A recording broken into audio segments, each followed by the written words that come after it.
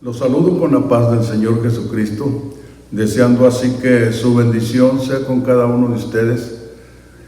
Hermanos en la fe y simpatizadores del Evangelio que nos estén escuchando en los lugares en donde sea, ¿verdad?, que llegue hasta ustedes allá en el Ecuador, los hermanos que están en el Ecuador, en Colombia, en México y en todas las partes donde llegue esta grabación. Que el Señor los bendiga, que el Señor sea con ustedes.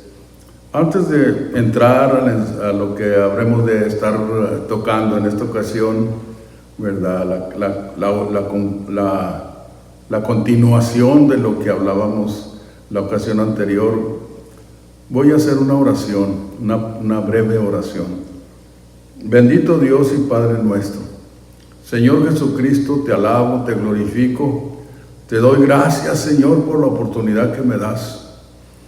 Muchas gracias, Señor, por todos los beneficios que recibo de ti cada día, porque como dijera tu siervo David, así también yo lo digo, cada día me colmas de beneficios. Señor Jesucristo, gracias, unge mis labios y el oído de los que escuchan. Pon palabras, Señor, que lleguen, que suplan la necesidad, en el nombre de Jesucristo. Amén, amén, amén. Vamos a leer allí donde estábamos leyendo la segunda carta del apóstol Pablo a los tesalonicenses, el capítulo 2, segunda de Tesalonicenses, capítulo 2, el verso primero dice: Empero os rogamos, hermanos, cuanto a la venida de nuestro Señor Jesucristo y nuestro recogimiento a Él, que no os mováis fácilmente de vuestro sentimiento, ni os conturbéis, ni por espíritu, ni por palabra, ni por carta como nuestra, como que el día del Señor esté cerca. No os engañe nadie en ninguna manera, porque no vendrá sin que venga antes la apostasía y se manifieste el hombre de pecado, el hijo de perdición. Miren ustedes, dice el verso 4, oponiéndose y levantándose contra todo lo que se llama Dios o que se adora, tanto que se asiente en el templo de Dios como Dios, haciéndose parecer Dios. Hasta allí lo vamos a leer. Ya hemos elaborado la ocasión anterior sobre los primeros versos, el primer verso, ¿verdad?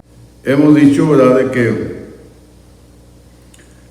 el apóstol Pablo se vio en necesidad de escribir esta carta, ya que podemos entenderlo en el capítulo 3, ¿verdad? Que la razón fue por la mala, o ¿cómo se puede decir?, la interpretación que le dieron a la primera carta cuando habló de la venida del Señor.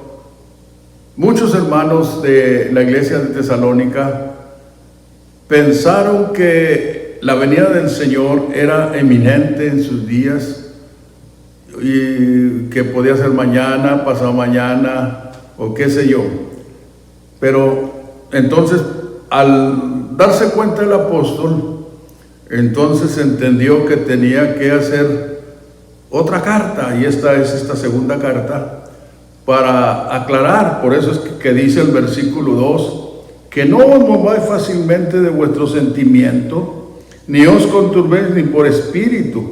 Ya hemos dicho, hablando, ¿verdad?, de una manifestación supuesta, ni por palabra, ni por carta como nuestra, como que el día del Señor esté cerca. Y luego dice: no os engañe nadie en ninguna manera, porque no vendrá el Señor sin que venga antes la apostasía y se manifieste el hombre de pecado, el hijo de perdición. ¿Se fija? Entonces, esto que dice en el versículo 2, esto aplicaba en el tiempo que se escribió, ¿verdad? Porque el propósito era hacerles ver que el Señor no era eminente su venida, sino que en el tiempo que escribió Pablo esta carta, todavía inclusive esta segunda carta no venía o no se manifestaba las dos cosas que había, que pone aquí el apóstol: apostasía y el hombre de pecado, el hijo de perdición. Que hemos dicho que aquí Pablo, el apóstol, personifica al espíritu del anticristo. Lo personifica, lo hace una persona, y no es una persona. El apóstol el apóstol Juan, cuando escribe su primera carta, lo dice en el capítulo 2, ya lo hemos referido y volvemos a referirlo una vez más. El capítulo 2 de la segunda carta de Juan dice: hijitos, dice el verso, vamos a ver, capítulo 2, el verso 18. Hijitos, ya es el último tiempo, y como vosotros habéis oído, ustedes han oído que el anticristo ha de venir, así también al presente han comenzado a ser muchos anticristos, por lo cual sabemos que es el último tiempo.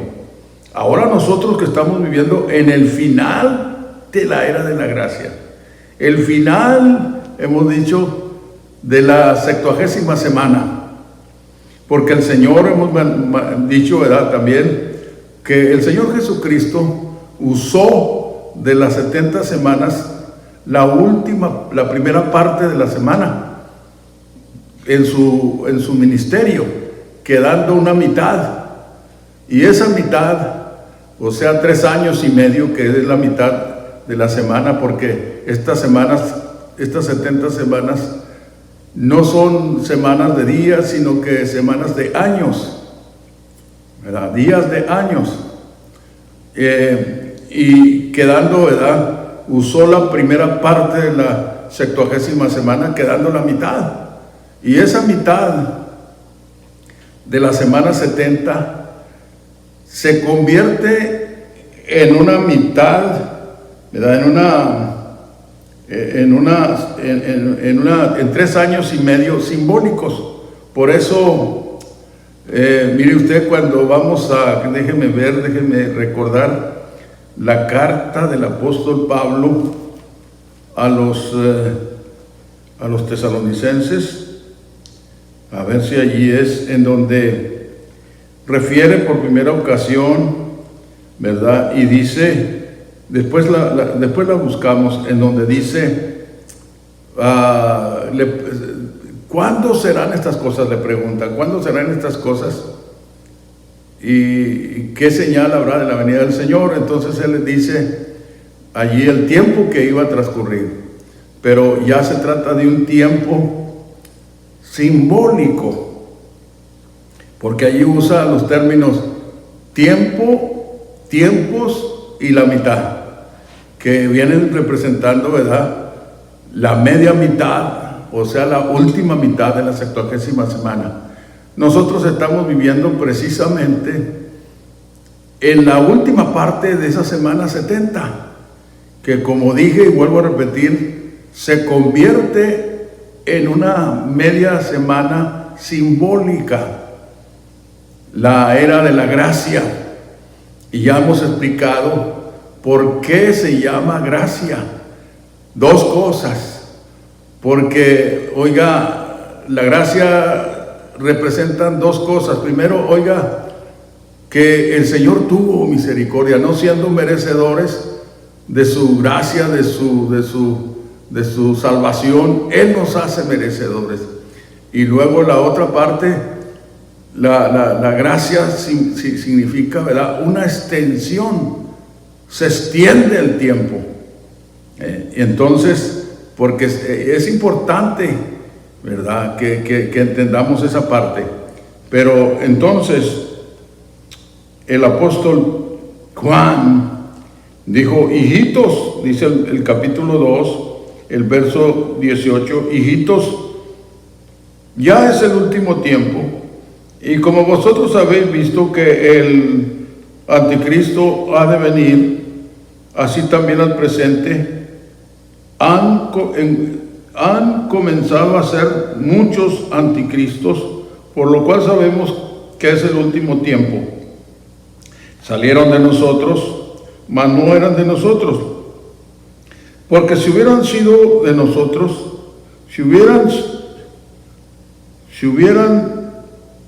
porque si fueran de nosotros, hubieran ciertamente permanecido con nosotros. Cierto, dice, hubieran cierto permanecido con nosotros, pero salieron para que se manifestase que todos no son de nosotros. Fíjese, a esos ministros que estaban, era el primer tiempo de la iglesia, y algunos ya estaban hablando fuera del orden, fuera de lo que es la doctrina, la enseñanza. Y de paso decimos, ¿verdad?, que la enseñanza, o sea, la doctrina, tiene que ver con la salvación. Hemos referido al texto cuando el apóstol Pablo le dijo a Timoteo: ten cuidado de ti mismo y de la doctrina. Primera de Timoteo, capítulo 4, verso 16. Ten cuidado de ti mismo y de la doctrina. Persiste en ello, pues haciendo esto, ahora que teniendo cuidado de ti mismo y de la doctrina, a ti mismo salvarás y a los que te oyeren. ¿Ve usted? Entonces podemos recopilar otros versos más para fortalecer, ¿verdad?, la correcta idea, ¿verdad?, que nos da la Biblia de que la doctrina tiene que ver con nuestra salvación. Y digo esto porque hay quienes no se interesan en la doctrina, ¿verdad? Todo, mire usted, el servicio a Dios tiene que ver la adoración, la alabanza a Dios, pero no es todo. Saber, enseñar, ¿verdad?, conocer, entender que estamos en la verdadera doctrina del Señor. Y para eso pues tenemos que estudiar la palabra.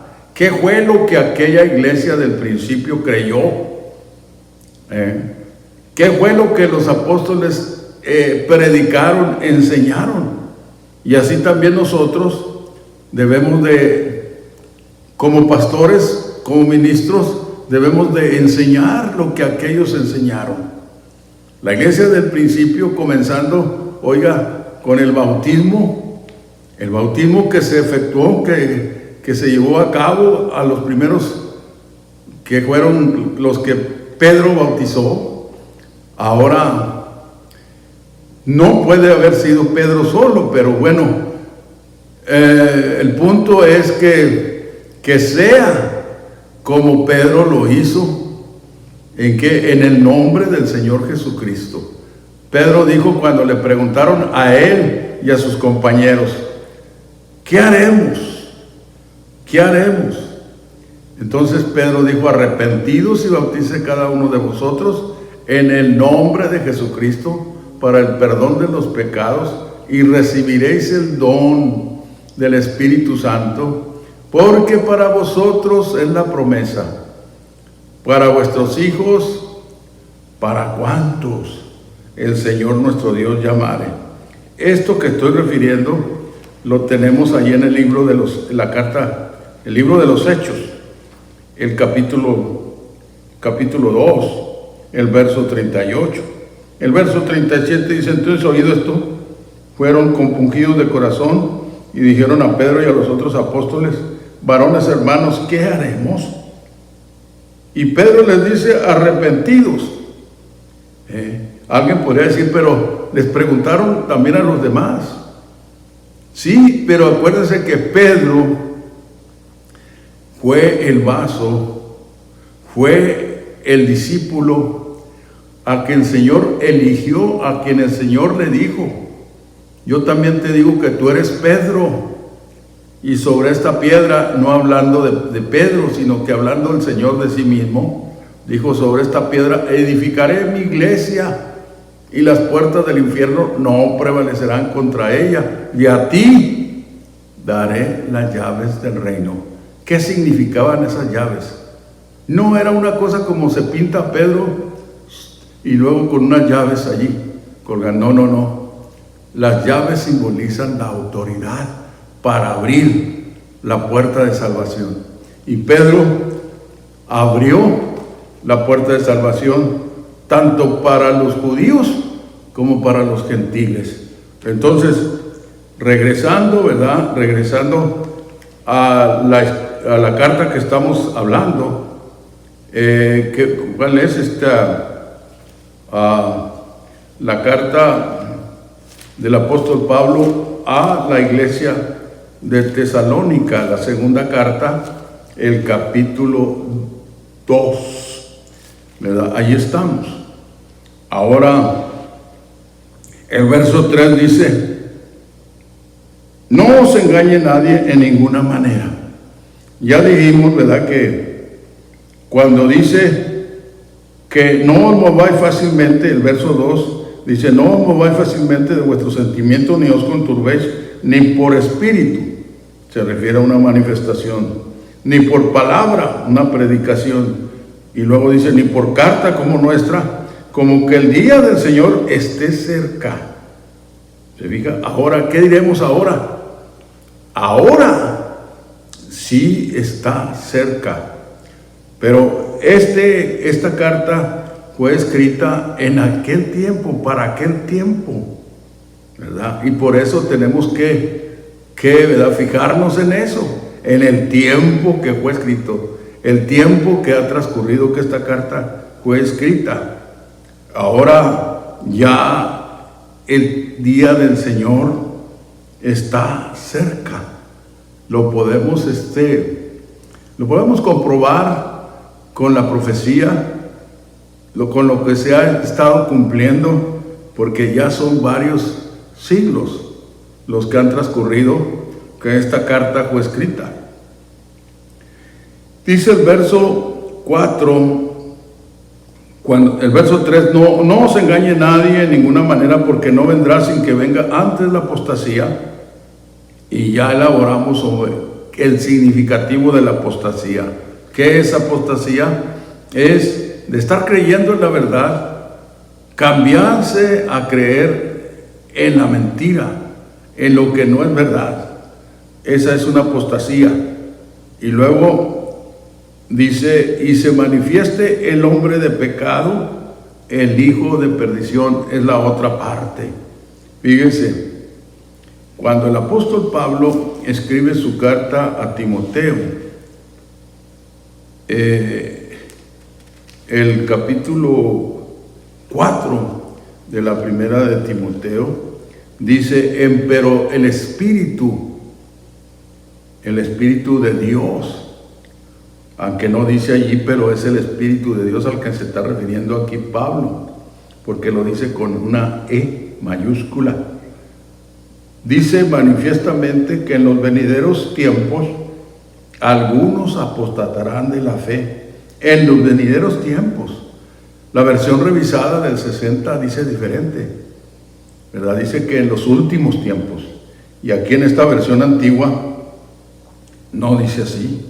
Dice: en los venideros tiempos algunos apostatarán de la fe, escuchando espíritus de error y a doctrina de demonios, que con hipocresía hablarán mentira, teniendo cauterizada la conciencia, que prohibirán casarse y mandarán abstenerse de las viandas que Dios crió, para que con nacimiento de gracias participen de ellas los fieles y los que han conocido la verdad.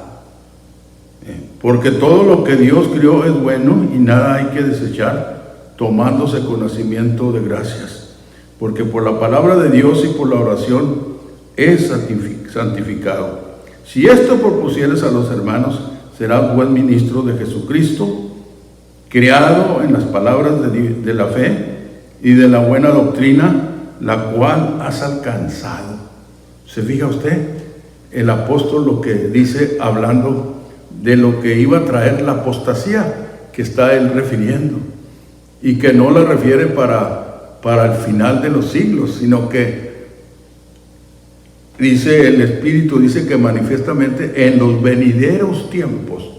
Regresamos a la segunda epístola del apóstol Pablo a los tesalonicenses, y ahora vamos a elaborar sobre ese hijo de perdición, que decimos que aquí el apóstol Pablo lo personifica, lo hace una persona al espíritu del anticristo, lo hace una persona, no siendo una persona, pero lo hace para ilustrar, como el proverbista. Cuando usted lee el capítulo 8 del libro de los Proverbios, el proverbista personifica la sabiduría en el capítulo 8. Pero entonces, dice el verso 4, hablando del hijo de perdición, oponiéndose y levantándose contra todo lo que se llama Dios o que se adora, tanto que se asiente en el templo de Dios como Dios, haciéndose parecer Dios. Por eso se le llama anticristo. ¿Por qué? Porque está contra Cristo. Ese es el espíritu que habla en contra de lo que el Señor habló. No es el espíritu de Dios, es el espíritu del anticristo, del que está contra Cristo, que no es otro más que el mismo Satanás. Por eso entonces dice, y ahora vosotros sabéis lo que impidía para que a su tiempo se manifieste, que era, ya hemos dicho, ya hemos mencionado, y ahora lo volvemos a mencionar, lo que impidía que se manifestara ese espíritu era el ministerio de los apóstoles. Cuando Pablo se despide de los hermanos en Éfeso, voy a referirles el capítulo 20 del libro de los Hechos de los Apóstoles, y mire lo que dice en los versículos de este capítulo. Dice estas palabras, dice, a ver, allí dice el verso 25, y ahora he aquí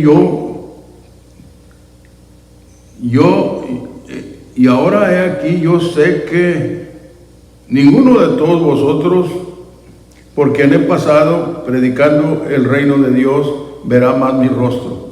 Por tanto, yo os protesto el día de hoy que yo soy limpio de la sangre de todos, porque no he rehuido de anunciaros todo el consejo de Dios. Y luego dice el verso 28, por tanto, mirad por vosotros y por todo el rebaño. ¿A quién le estaba diciendo esto? A los pastores de aquel tiempo. Los juntó en Mileto, a los ancianos, que después los llama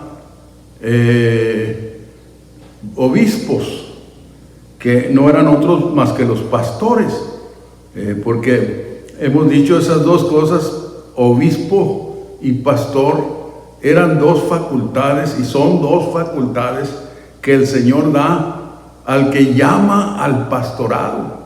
Pero ¿qué ha pasado cuando la apostasía vino? Entre las cosas que cambiaron, estas dos, como dijimos, estas dos facultades se convirtieron en rangos, ¿verdad? Escalafones. Y es allí donde está la cosa. Hoy miramos, hoy lo común es que, ¿verdad? Por ejemplo, hay pastores, hay obispos, hay ancianos. Los ancianos, se les llama en algunas organizaciones, son los ministros que se encargan, son los auxiliares de los obispos. Un obispo de distrito, pues es un ministro que tiene bajo de su potestad, bajo de su ministerio, ciertas y cuales congregaciones. no recuerdo cuánto es el número, porque no en todas son lo mismo, pero oiga, dicen, este es pastor y anciano, este es pastor y obispo, este es nomás obispo y no es pastor. Los apóstoles fueron pastores también. En la iglesia de Jerusalén se cree que había 3 pastores: Pedro, Jacobo y Juan. Jacobo, el hermano del Señor, era el pastor, el principal pastor de la iglesia de Jerusalén. Pero ahí estaba también Pedro y Juan como pastores también, y apóstoles. ¿Se fija? Entonces, hay una diferencia. Y alguien dirá, bueno, pero eso ya pasó, ahora estamos viviendo otra forma. Sí, porque es lo que hemos recibido de la apostasía, que ya hace mucho vino. Y ahora el apóstol Pedro, cuando escribe Lucas su carta, la carta de los Hechos de los Apóstoles, el capítulo 3 del libro de los Hechos, dice el verso 19, así que arrepentidos y convertidos. Estoy leyendo el capítulo 3 del libro de los Hechos, y el verso 19 dice, así que arrepentidos y convertidos, para que sean borrados vuestros pecados, porque vendrán los tiempos del refrigerio de la presencia del Señor, y enviará a Jesucristo, que os fue antes anunciado, al cual de cierto es menester, o sea, es necesario que el cielo tenga hasta los tiempos de la restauración de todas las cosas, y que habló Dios por boca de sus santos profetas que han sido desde el principio. Se fija, aquí el apóstol Pedro refiere una restauración. ¿Qué simboliza o qué encierra una restauración? Bueno, una renovación. La restauración es traer las cosas al estado original. Y ahora los que hemos entendido cómo está la verdad, debemos de exponerlo. Por eso estamos haciéndolo, porque Dios nos ha dado a entender, ¿verdad?, en la palabra. Porque como hemos mencionado, lo que nos dice el apóstol Pedro en su primera o segunda carta, dice el apóstol, déjenme decirles dónde estamos. Dice la primera carta, capítulo 4, mas el fin de todas las cosas se acerca, dice el verso 7. Sed pues templados y velad en oración, y sobre todo tener vosotros ferviente caridad, porque la caridad cubrirá multitud de pecados. Hospedaos los unos a los otros sin murmuraciones. Cada uno, fíjese aquí, el verso 10, cada uno según el don que ha recibido, administrelo a los otros como buenos dispensadores de las diferentes gracias de Dios. Si alguno habla, hable conforme a las palabras de Dios. Si alguno ministra, ministre conforme a la virtud que Dios suministra, para que en todas cosas sea Dios glorificado. ¿Se fija? Entonces, por eso estamos haciendo lo que estamos haciendo, compartiendo con ustedes que nos escuchan, en donde sea, ¿verdad?, estas verdades de la verdad de lo que se dijo en el principio, para la iglesia del principio, y también para la iglesia de este último tiempo. Debemos de creer lo que el Señor dijo en su palabra, no lo que nos ha traído la apostasía. Porque, oiga, le dijo, vuelvo a repetir, le dijo Pablo, el apóstol, a su hijo Timoteo: ten cuidado de ti mismo y de la doctrina, persiste en ello, porque haciendo esto, a ti mismo salvarás y a los que te oyeren. Entonces la doctrina tiene que ver con la salvación. ¿Se fija? Ahí está, relea ese texto, más que lo bien masticadito, porque no es el único que habla de eso. Hay otros textos, podemos encontrar otros textos, pero siguiendo allí el capítulo 2 de la segunda a los tesalonicenses, entonces nos está describiendo aquí el apóstol, hablando de qué, porque dijo que no vendrá sin que venga antes la apostasía y se manifieste el hombre de pecado, el hijo de perdición. Estamos hablando de la segunda parte. Ya hablamos de la apostasía, en qué consiste la apostasía. La segunda parte, ¿verdad? El hijo de perdición. ¿Qué es? Aquí ya dijimos y lo volvimos a decir. Aquí el apóstol Pablo personifica el espíritu del anticristo. Ahorita se está esperando. El cristianismo se le ha dado enseñanzas torcidas. Esa enseñanza que se llama el futurismo, se le dice. ¿Por qué? Porque todo lo manda la enseñanza al futuro. Se dice, ¿verdad?, lo principal, que la iglesia va a ser arrebatada en los cielos. ¿para qué? Para recibir al Señor y luego irse a las bodas. Pero ya eso está pegado, porque la Biblia no dice eso. La Biblia dice que la iglesia vamos a ser arrebatados a recibir al Señor en el aire. ¿Y por qué dice eso? Porque el Señor viene aquí en esta tierra y la iglesia lo vamos a recibir para venirnos con Él, para ser reyes y sacerdotes aquí, para ejercer esos oficios que el Señor ya nos ha dado en su palabra a la iglesia. ¿Ve usted? Entonces es importante entender, ¿verdad? Porque se ha enseñado que la iglesia se va 7 años a una boda de 7 años, mientras aquí en la tierra se desata la gran tribulación.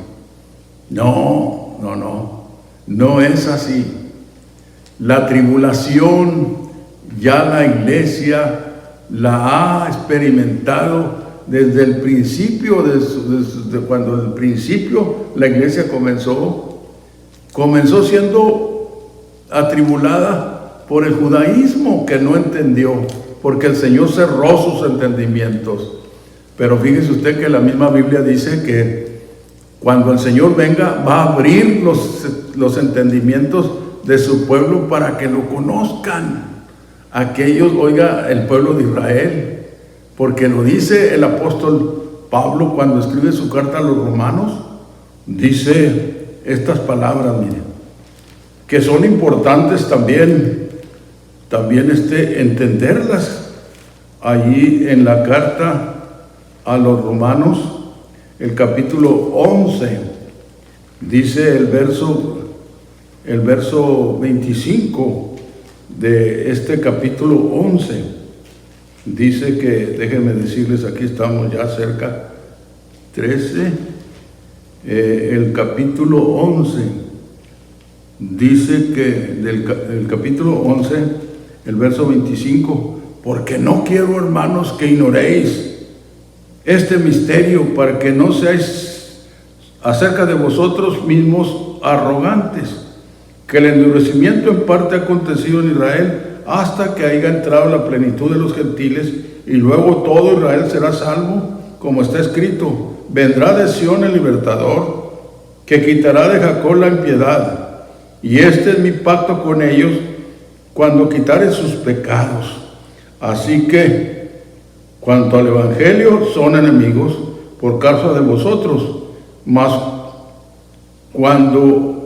en cuanto a la elección, son muy amados por causa de los padres, porque sin arrepentimiento son las mercedes y la vocación de Dios. ¿Qué quiere decir? Que lo que Dios promete, Él no se arrepiente de sus promesas. Él va a cumplir. No que quiere decir que Israel va a ser salvo sin arrepentirse. No, sino que está diciendo que el Señor Jesucristo no se arrepiente de cumplir sus promesas, las va a cumplir. Entonces, oiga, la iglesia debemos de estar preparados, debemos de entender. Regresamos a la segunda epístola a los Tesalonicenses, capítulo 2. El verso 5 dice: ¿no os acordáis que cuando estaba todavía con vosotros os decía esto? Y ahora vosotros sabéis lo que impide, para que a su tiempo se manifieste. ¿Qué era lo que impidía? Ya dijimos lo que impidía para que se manifestara el hijo de perdición, o sea, el espíritu del anticristo, era el ministerio de esos vasos especiales que el Señor los eligió, los hizo sus discípulos y luego después sus apóstoles. Pablo no estuvo al principio, cuando el Señor estuvo en carne, pero el Señor lo llamó por el Espíritu a Pablo. Oiga, ya Pablo estaba encaminado, era un erudito en la ley, pero no entendía sobre la gracia. Y que ya dijimos que la gracia, una lo que la gracia representa es la extensión.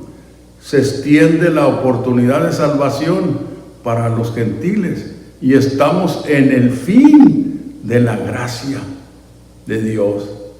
Pronto viene el Señor y el Señor va a cerrar esta dispensación de la gracia para establecer la dispensación de como decimos, 1000 años de paz, ¿verdad? La otra dispensación, 1000 años de paz, en donde nosotros, la iglesia, vamos a ser reyes y sacerdotes. Entonces dice el verso 7, dice: porque ya está obrando el misterio de iniquidad. Fíjese, ahí está otra parte, la iniquidad. Hemos dicho que esa iniquidad, esa palabra iniquidad, es una palabra castellanizada de la raíz griega anomía. Fíjese bien, la palabra, como dijimos, la palabra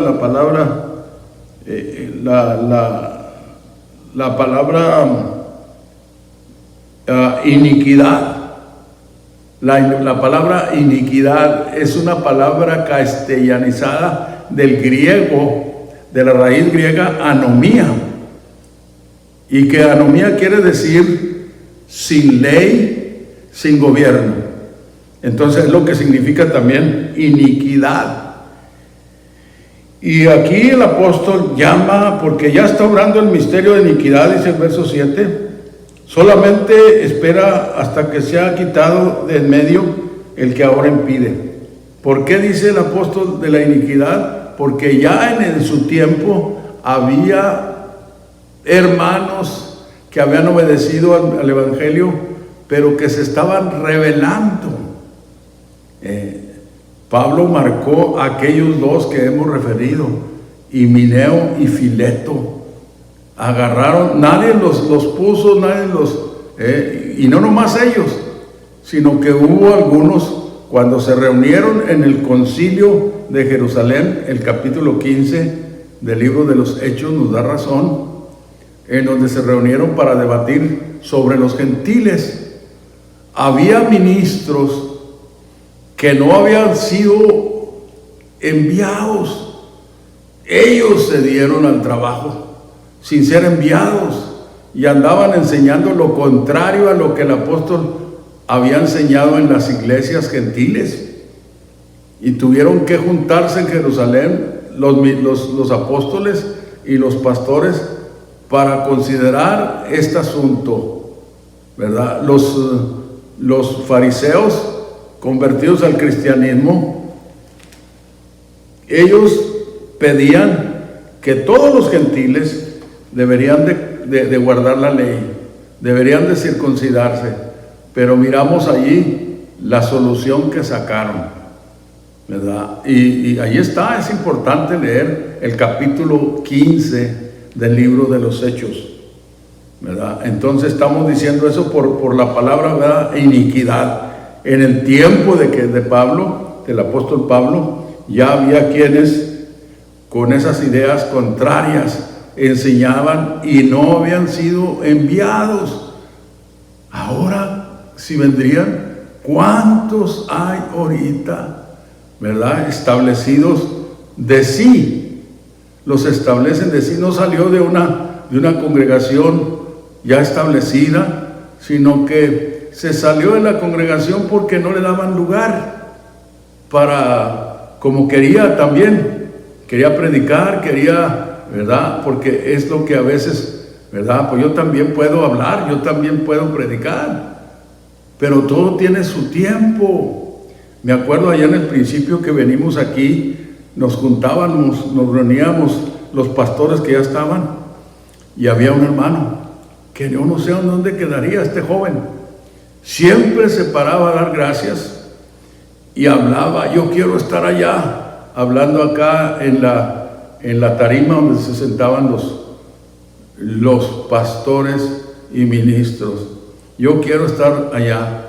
Cuando yo lo escuché, lo abordé al término del culto y le dije, mira, todo tiene su tiempo. ¿Tú quieres también participar en la predicación? En todo tiene su tiempo. Espérate a que Dios te llame.